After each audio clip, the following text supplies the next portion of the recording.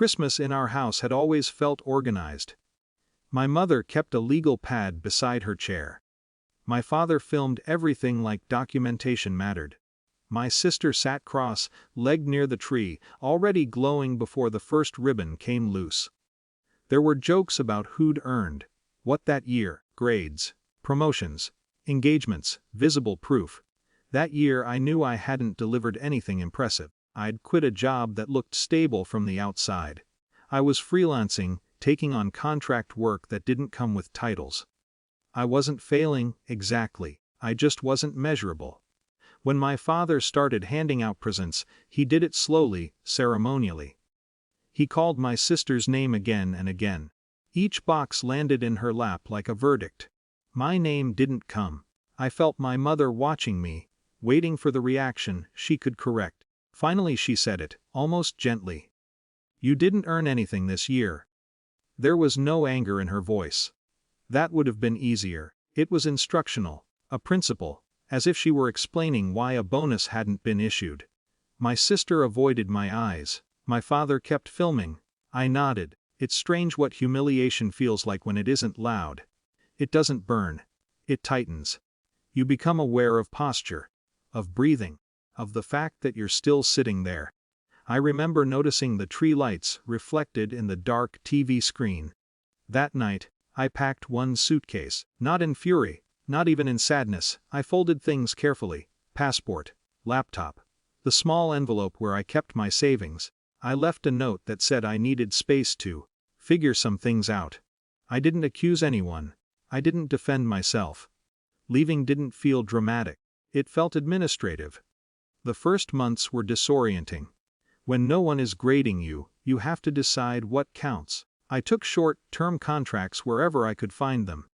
I wrote proposals that got rejected. I pitched projects no one funded. I ate cheap food. I stopped checking my family's group chat. There were nights I wondered if they were right. If worth really was something you earned in neat, visible increments. But something shifted when I stopped imagining their reaction. I applied for a fellowship I had no business applying for, a national program funding independent community tech initiatives.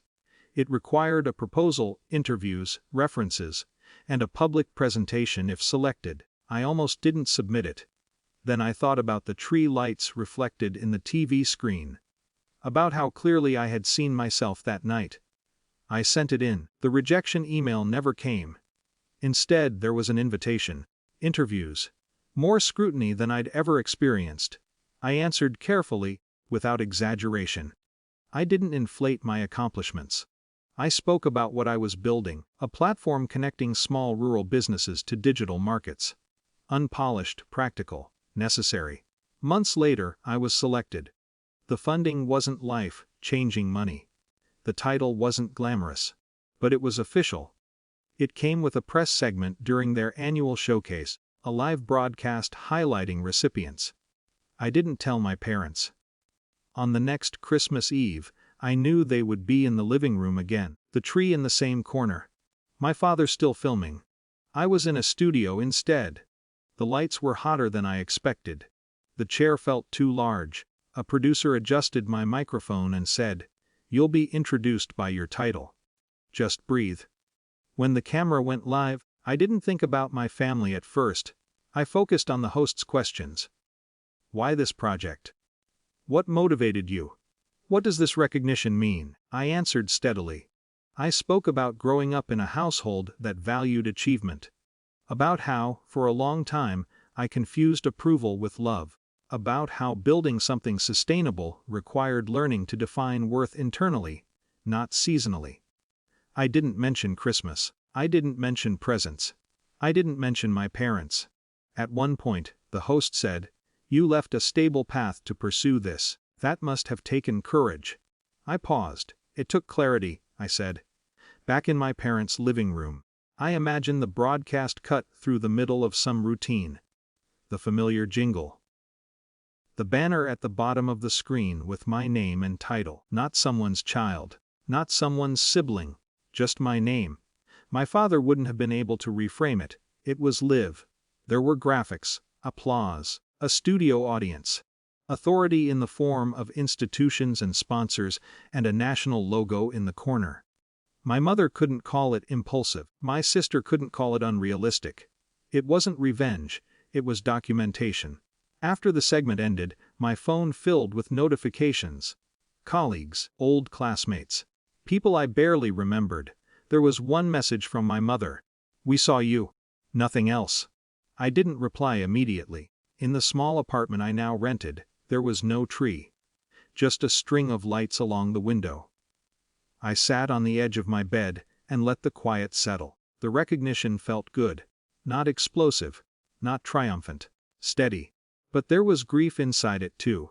Because I knew something hadn't been repaired. Success hadn't rewritten that Christmas. It hadn't made the sentence disappear. "You didn't earn anything this year." It would always exist in my memory, clean and precise. The difference was that I no longer believed it. A week later, I sent a short response to my mother. "Thank you. I hope you had a peaceful holiday." No accusation, no invitation. I don't know what next Christmas will look like. Maybe they'll call. Maybe they won't. Maybe we'll renegotiate what love means. But I won't sit under a tree waiting to be graded again. That night a year ago, when I packed a single suitcase, I thought I was leaving because I hadn't earned anything. Now I understand. I left because I finally stopped trying to.